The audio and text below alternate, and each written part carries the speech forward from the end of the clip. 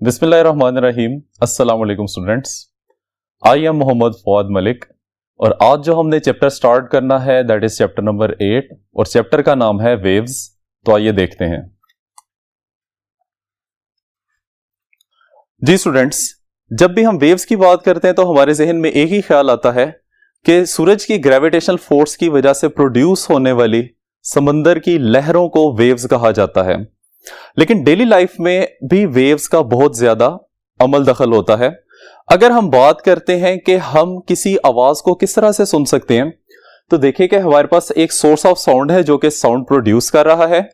Sound हमारे कान तक किस तरह से पहुंचती है, that is in the form of wave. ये वेव्स की फॉर्म में पहुंचती है। इसके बाद अगर हम बात करें कि कोई ऑब्जेक्ट हमें किस तरह से नजर आता है, तो स्टूडेंट्स आप लोगों को यह बात पता है कि जब भी ऑब्जेक्ट से लाइट रिफ्लेक्ट होती है तो वो हमारी आंख में मौजूद रेटिना के ऊपर इमेज बनाती है, जिसकी वजह से हम उसको देख सकते हैं। तो रिफ्लेक्टेड लाइट हमारी आंख तक पहुंचती है तो ये भी क्या होती है, एक किस्म की वेव होती है। इसके अलावा अगर हम बात करें तो सेल फोन के लिए जो सिग्नल्स होते हैं या टेलीविजन प्रोग्राम के लिए जो सिग्नल होते हैं वो भी पर्टिकुलर वेव्स होती हैं। तो इस वजह से हम कह सकते हैं कि वेव्स का डेली लाइफ में बहुत ज्यादा यूज होता है। अब स्टूडेंट्स देखिए, वेव्स को अगर आपने डिस्क्राइब करना है तो इसको हम किस तरह से डिस्क्राइब करेंगे, उसके लिए एग्जांपल देखिए। हमारे पास दो ऑब्जर्वर हैं ए एंड बी। अभी दोनों इनिशियली एक स्ट्रिंग को रेस्ट पोजीशन में पकड़ के खड़े हुए हैं। अगर ऑब्जर्वर ए स्ट्रिंग को एक जर्क देता है तो जर्क देने की वजह से स्ट्रिंग में एक पल्स प्रोड्यूस हो जाती है और यह पल्स हमें ऑब्जर्वर बी की तरफ जाती हुई महसूस होती है। अब इसी प्रोसेस को अगर हम देखें तो ऑब्जर्वर ए ने बेसिकली स्ट्रिंग के अंदर डिस्टरबेंस क्रिएट की। अब जब ऑब्जर्वर ने डिस्टरबेंस क्रिएट की तो यह डिस्टरबेंस एनर्जी और मोमेंटम को ऑब्जर्वर ए से दूर लेके जा रही है और इसकी वजह से जैसे ही यह पल्स ऑब्जर्वर बी के हाथ में पहुंचती है तो वहां पे उसके हाथ को एक झटका लगता है। इस वजह से हम कह सकते हैं कि वेव बेसिकली एक डिस्टरबेंस होती है जो कि एनर्जी और मोमेंटम को ट्रांसफर करती है।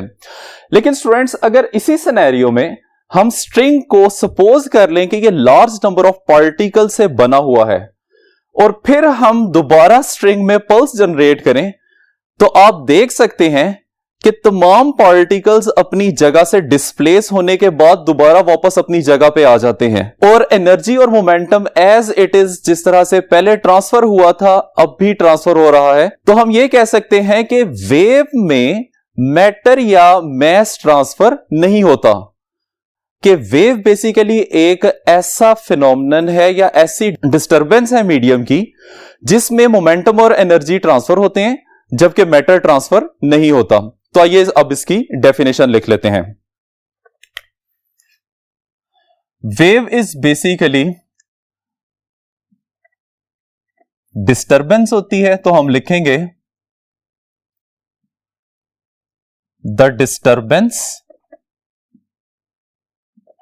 और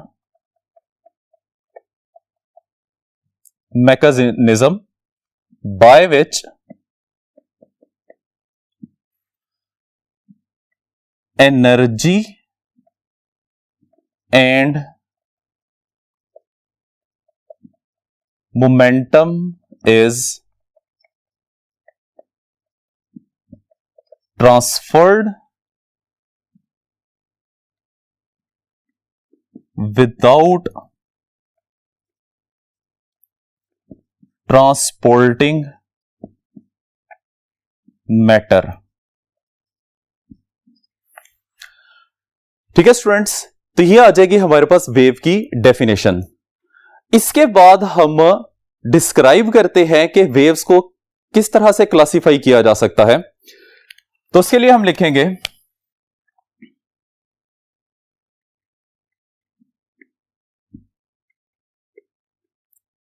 classification of waves. Students, wave basically दो तरह की होती हैं। नंबर 1 जिनको हम कहते हैं प्रोग्रेसिव और ट्रैवलिंग वेव्स, और सेकंड टाइप होती है जिनको हम नाम देते हैं स्टेशनरी और स्टैंडिंग वेव्स। अब स्टूडेंट्स हम बारी बारी इन दोनों वेव्स को डिस्क्राइब करेंगे। तो पहले हम डिस्क्राइब करते हैं प्रोग्रेसिव या ट्रैवलिंग वेव्स को। इसके लिए एग्जांपल देखिए, हमारे पास वही दो ऑब्जर्वर हैं ए और बी, जिन्होंने एक स्ट्रिंग को पकड़ के रखा हुआ है, और यहां पे फिर से हम स्ट्रिंग को कंसीडर करेंगे कि ये लार्ज नंबर ऑफ पार्टिकल्स का कॉम्बिनेशन है। अब अगर ऑब्जर्वर ए इसमें उसी तरीके से एक पल्स जनरेट करता है, तो हम देख सकते हैं कि इस पल्स या डिस्टरबेंस की वजह से स्ट्रिंग के अंदर मौजूद तमाम पार्टिकल्स डिस्प्लेस हो रहे हैं या मूव हो रहे हैं। तो इस तरह की वेव जिसमें हर एक पार्टिकल मूव करता है या डिस्प्लेस होता है, इस तरह की वेव को हम क्या नाम देते हैं? प्रोग्रेसिव वेव या ट्रैवलिंग वेव का नाम देते हैं। तो आइए अब इसकी डेफिनेशन लिख लेते हैं।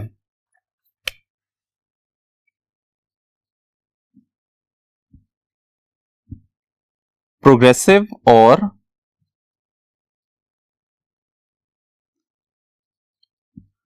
Travelling waves.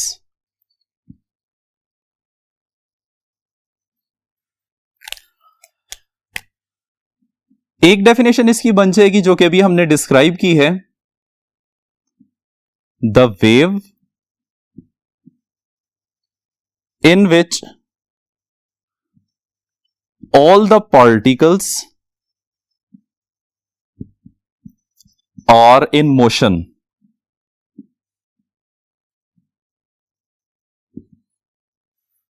इसको हम क्या नाम देते हैं? प्रोग्रेसिव वेव का नाम देते हैं। लेकिन स्टूडेंट्स अगर हम इसी एग्जांपल को दोबारा देखते हैं तो हमें यह बात भी नजर आ रही है कि एक ऐसी वेव जो कि एनर्जी और मोमेंटम को ट्रांसफर करती है in moving away from the source of disturbance. और यहां पे सोर्स ऑफ डिस्टरबेंस क्या है? यहां पे ऑब्जर्वर ए को हमने सोर्स ऑफ डिस्टरबेंस कंसीडर किया हुआ है, ठीक है। या हम इसको इस तरह से भी कह सकते हैं, चूंकि ये वेव सिंगल डायरेक्शन में या फॉरवर्ड डायरेक्शन में मूव कर रही है, तो इसको इस तरह से भी डिस्क्राइब किया जा सकता है कि एक ऐसी वेव जो कि रिफ्लेक्ट नहीं होती, उसको भी हम प्रोग्रेसिव या ट्रैवलिंग वेव्स का नाम देते हैं। तो इसकी डेफिनेशन अब लिखते हैं।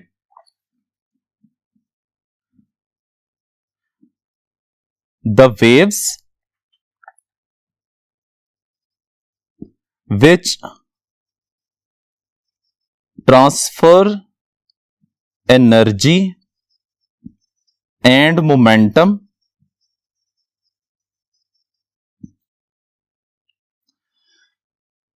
in moving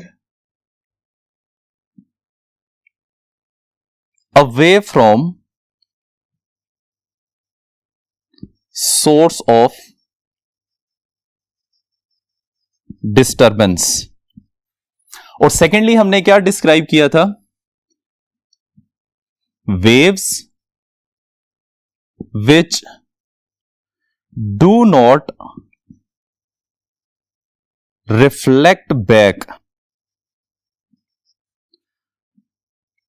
are called progressive और ट्रैवलिंग वेव्स। ठीक है स्टूडेंट्स, तो हर वो वेव जो कि रिफ्लेक्शन परफॉर्म नहीं कर रही होती, इसको हम प्रोग्रेसिव या ट्रैवलिंग वेव्स का नाम देते हैं। अब आइए स्टूडेंट्स हम सेकंड टाइप को डिस्क्राइब करते हैं, विच इज स्टैंडिंग और स्टेशनरी वेव्स। आइए देखते हैं।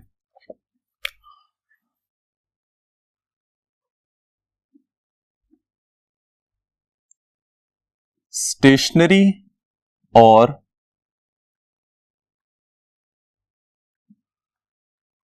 Standing waves.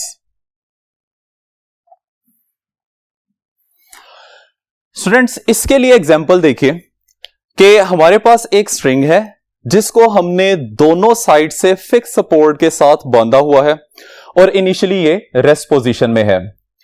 अब अगर हम स्ट्रिंग के सेंटर से प्लग करके इसको रिलीज करते हैं तो इसमें एक वेव प्रोड्यूस हो रही है। आपको पता चल रहा है कि जिन 2 पॉइंट से आपने स्ट्रिंग को बांधा हुआ है उन 2 पॉइंट्स के ऊपर पार्टिकल्स मूव नहीं कर रहे। तो इसी तरह से हम कह सकते हैं कि एक ऐसी वेव जिसमें कुछ पार्टिकल्स मूव नहीं करते उसको स्टेशनरी या स्टैंडिंग वेव कहा जाता है। इसी प्रोसेस में देखिए, अगर हम वेव के सेंटर से प्लग करते हैं तो इस सिचुएशन में हमारे पास 2 लूप्स बन रही हैं और अब इन दोनों लूप्स के दरमियान में ये सेंट्रल पॉइंट O जो आपको नजर आ रहा है ये भी मूव नहीं कर रहा। 2 पॉइंट्स वो हैं जहां से आपने स्ट्रिंग को टाई किया हुआ है और उनके एग्जैक्ट सेंटर के ऊपर ये आपको जो पॉइंट O नजर आ रहा है ये भी मूव नहीं कर रहा। तो इसकी डेफिनेशन इस तरह से बन जाएगी,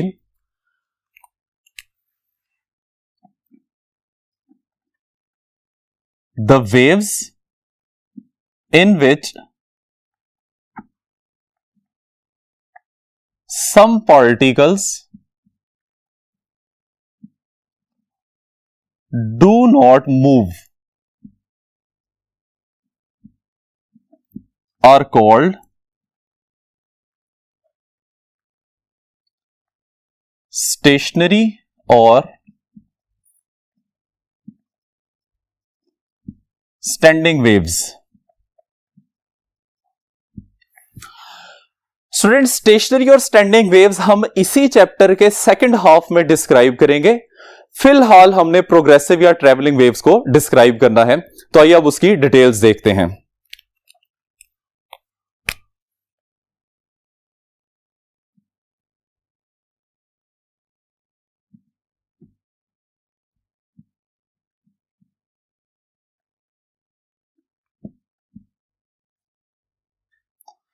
सबसे पहले इनको किस किस टाइप में क्लासिफाई किया जाता है, तो स्टूडेंट्स इसकी फर्दर 2 टाइप्स होती हैं। एक को हम नाम देते हैं इलेक्ट्रोमैग्नेटिक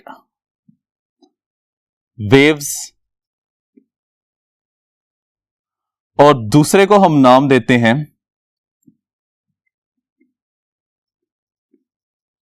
मैकेनिकल वेव्स। स्टूडेंट्स, ये दोनों वेव्स किस तरह की होती हैं इसको समझने के लिए एग्जांपल देखिए। आप लोगों ने ऑब्जर्व किया होगा कि सूरज से रोशनी और हरारत दोनों ही जमीन तक पहुंच जाते हैं। हालांकि सूरज से जमीन के दरमियान में वैक्यूम एग्जिस्ट करता है, तो हम कह सकते हैं कि सूरज से निकलने वाली लाइट और हीट ये दोनों ऐसी वेव्स हैं जिनको किसी भी मीडियम की जरूरत नहीं होती और इन वेव्स को हम इलेक्ट्रोमैग्नेटिक वेव्स का नाम देते हैं। यानी कि सिंपली हम डिस्क्राइब कर सकते हैं कि electromagnetic waves are those which requires no medium for their propagation. तो आइए अब इसकी डेफिनेशन लिखते हैं।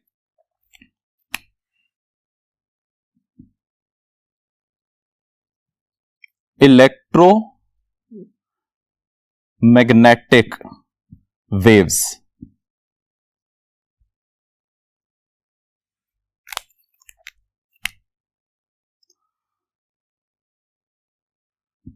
the waves which require no medium for their propagation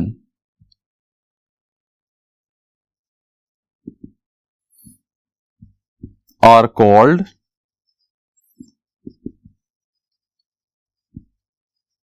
electromagnetic waves. और इसकी स्टूडेंट्स एग्जांपल क्या बन जाएंगी, इसमें हम लिख सकते हैं कंप्लीट इलेक्ट्रोमैग्नेटिक स्पेक्ट्रम, जिसमें गैमा रेज आ जाती हैं, एक्स रेज आ जाती हैं और अल्ट्रा वायलेट आ जाती हैं एंड सो, ठीक है। इनको हम क्या नाम देते हैं? इलेक्ट्रोमैग्नेटिक वेव्स का नाम देते हैं। अब हम दूसरी टाइप को डिस्क्राइब करते हैं।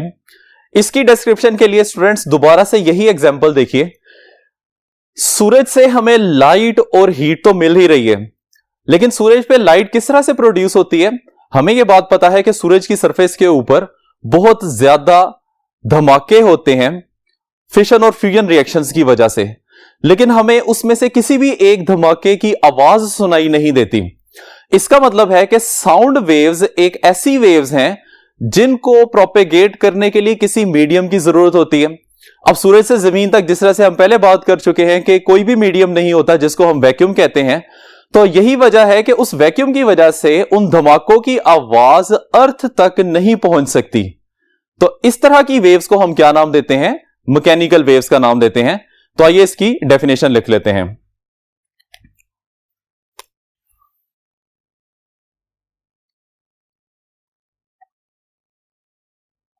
Mechanical waves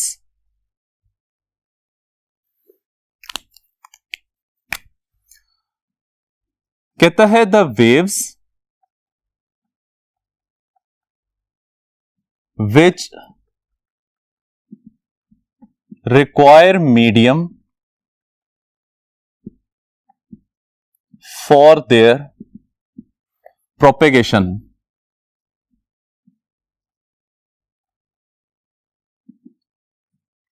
are called mechanical waves।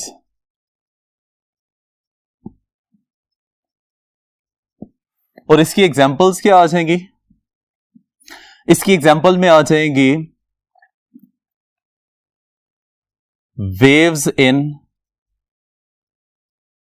String,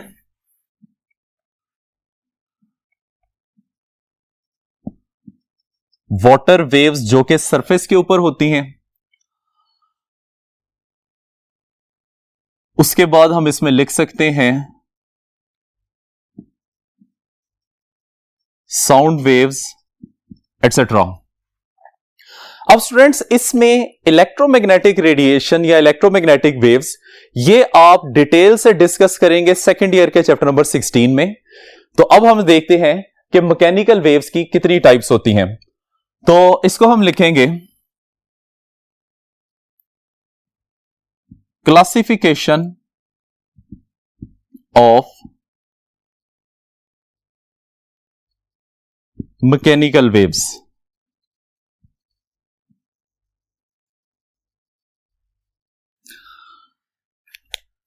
इसकी दो टाइप्स होती हैं। नंबर 1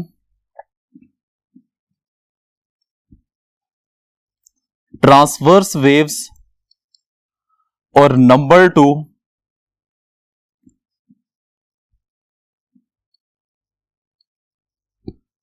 लॉन्गिट्यूडनल और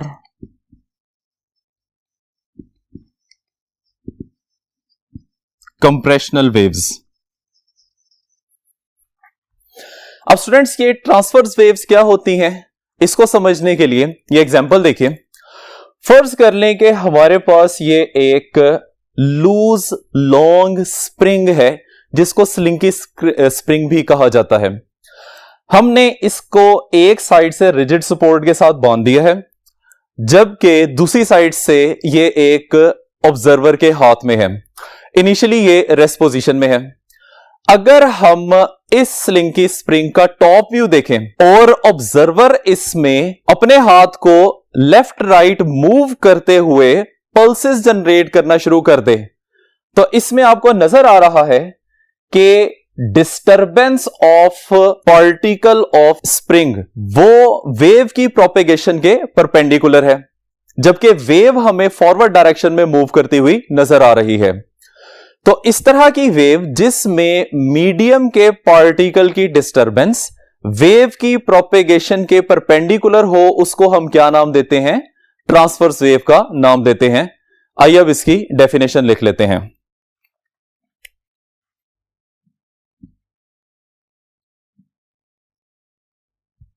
ट्रांसवर्स वेव्स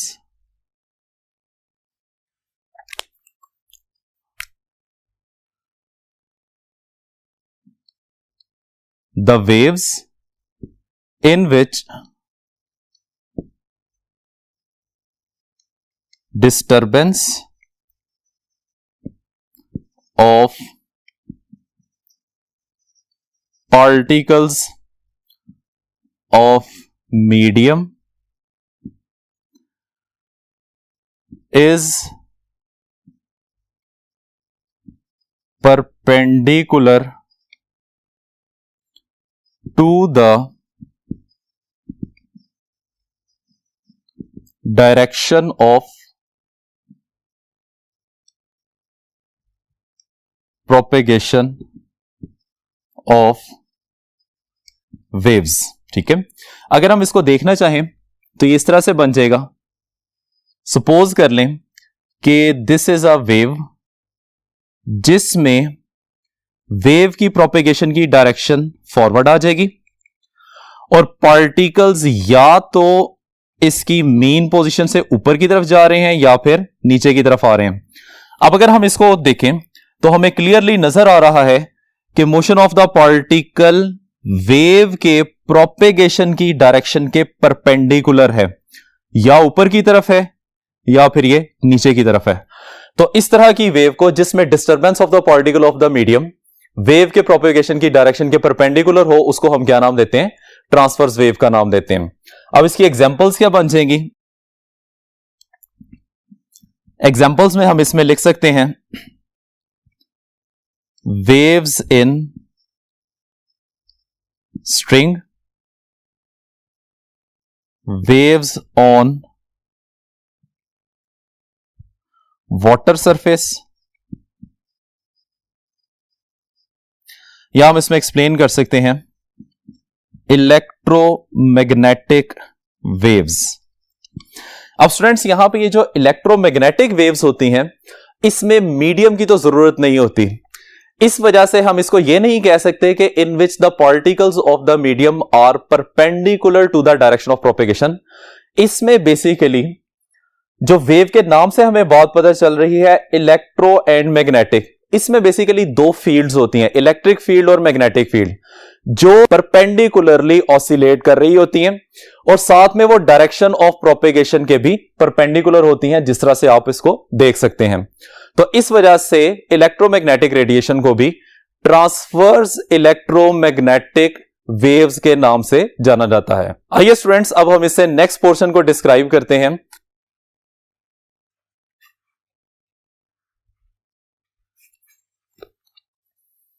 जी स्टूडेंट्स, नेक्स्ट वेव्स हैं हमारे पास लॉन्गिट्यूडनल वेव्स और कंप्रेशनल वेव। तो इसके लिए दोबारा से उसी एग्जांपल को देखते हैं जिसमें हमने ये बात की थी कि हमारे पास एक स्लिंकी स्प्रिंग है जिसको हमने एक रिजिड सपोर्ट के साथ बांध दिया है और दूसरी साइड पे ऑब्जर्वर ने स्प्रिंग को पकड़ा हुआ है।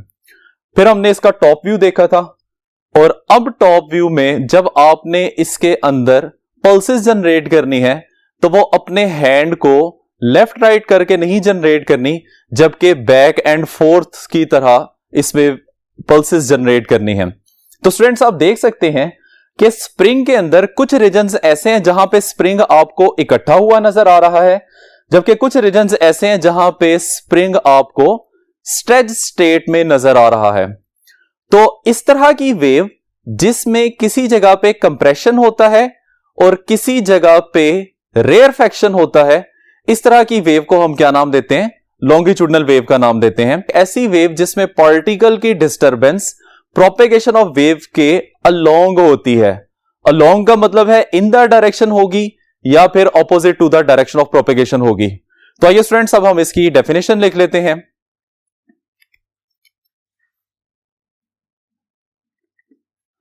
The wave in which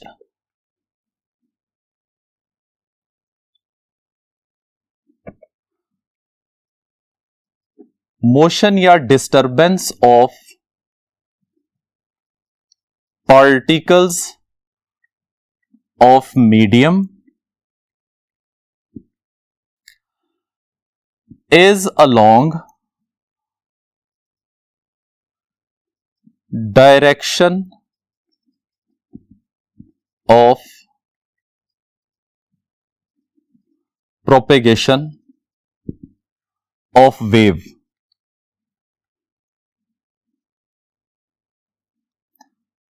is called longitudinal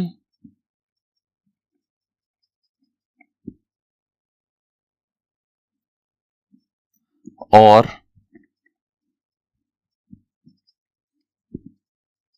compressional waves. अगर हम इसको देखें तो ये वेव्स इस तरह से बनती हैं।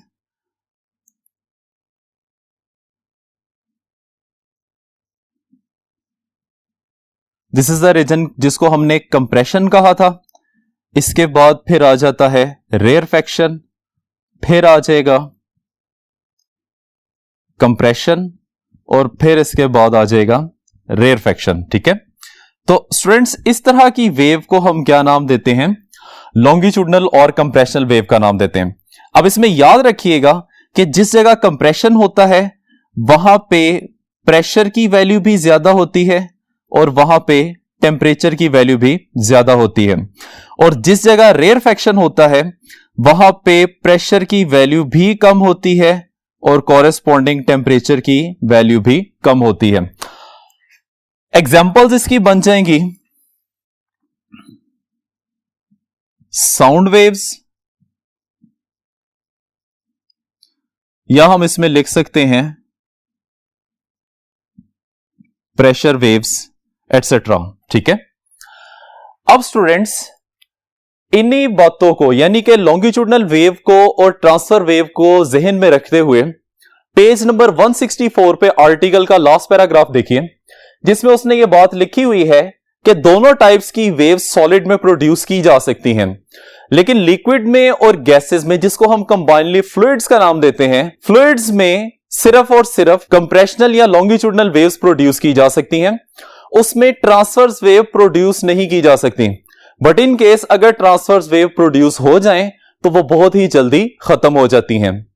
और साथ में देखिए पेज नंबर 162 की साइड इंफॉर्मेशन में उसने क्लियरली डिस्क्राइब किया हुआ है कि समंदर के अंदर कम्युनिकेट करने के लिए, किसी ऑब्जेक्ट को लोकेट करने के लिए या समंदर की गहराई को मेजर करने के लिए हम हाई फ्रीक्वेंसी साउंड वेव्स को यूज करते हैं। और स्टूडेंट्स हमें पता है कि साउंड वेव्स लॉन्गिट्यूडनल वेव्स होती हैं या कंप्रेशनल वेव्स होती हैं। इसमें हम रडर सिस्टम को यूज नहीं कर सकते क्योंकि रडर में यूज होने वाली रेडियो वेव्स ट्रांसफर्स वेव्स होती हैं। अब इसकी उसने डिस्क्रिप्शन इस तरह से दी हुई है कि ट्रांसफर्स वेव की एनर्जी फ्लूइड्स में बहुत जल्दी एब्जॉर्ब हो जाती है, जिसकी वजह से वो कुछ सेंटीमीटर ही पानी में ट्रेवल कर सकती हैं। तो इसलिए जब भी अंडर वाटर समंदर में या दरिया में किसी भी जगह पे आपने कम्युनिकेट करना हो तो उसके लिए हम हमेशा लॉन्गिट्यूडनल वेव्स यूज करते हैं, और लॉन्गिट्यूडनल वेव्स में हम हाई फ्रीक्वेंसी साउंड वेव्स को यूज करते हैं। स्टूडेंट्स ये है आज का हमारा आर्टिकल। उम्मीद करते हैं कि आपको सब कुछ समझ आ गया होगा। इजाजत चाहते हैं, अल्लाह हाफिज।